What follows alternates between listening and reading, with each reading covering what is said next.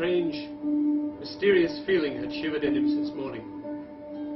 There had been a bad taste in his mouth. His hands would stop working the plane. His eyes would close. He went home and listlessly ate his supper. He lived at an old woman's, the widow of Ferenc Burka, in a bare little room which had once been a woodshed. That night, on the 4th day of October, 1874, at 1:15 in the morning, the journeyman carpenter John Kovac died.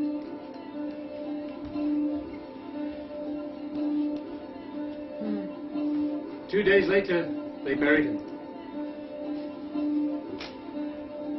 He left no wife, no child, no one but a cook living in Budapest in the service of a bank president by the name of Tordé. She was John Kovac's cousin. 5 years later, the old carpenter in whose shop he had worked died. And 9 years later, death took the old woman in whose shed he had lived. 14 years later, Tordé's cook, John Kovac's cousin, died. 21 months later, in the March of 1895, Navy sat around a red cloth table, drinking. Denn die haben riesen Durst, und wenn die Frage ist, dann sage ich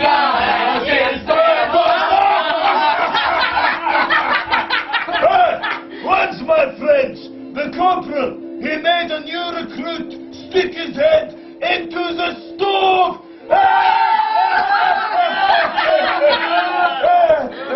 Francie! Yeah. What was his name? Kovac. John Kovac. John Kovac. That was the last time a human voice ever spoke the name of the carpenter. On November the 10th in 1899, a woman suffering from heart disease was carried into St. John's Hospital. She must have been about 45 years old. She lay there on the bed, quiet, terrified. She knew she was going to die. Staring wide into the dim light, she remembered a summer night in the country, and a gentle-eyed young man through whom that night she became a woman. In the mind of this dying woman, he silently appeared for a few moments. His face, his voice, the glance of his eyes now returned for the last time. 2 decades passed, and in 1920, a young lawyer sat making an inventory of his father's estate. He looked at every paper, every scrap.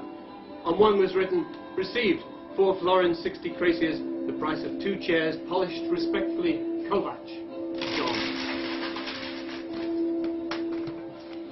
3 days later, it rained.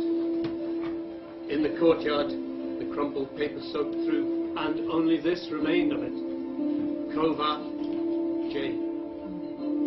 The rain had washed away the rest. The letter J was barely legible. These last letters, the last lines, were the last speck of matter, all that remained of John Kovac. The V resisted longest, because there where the pen leaned hardest, Kovac had pressed. And in that instant, 49 years after his death, the life of the journeyman carpenter ceased to exist and forever disappeared from this earth.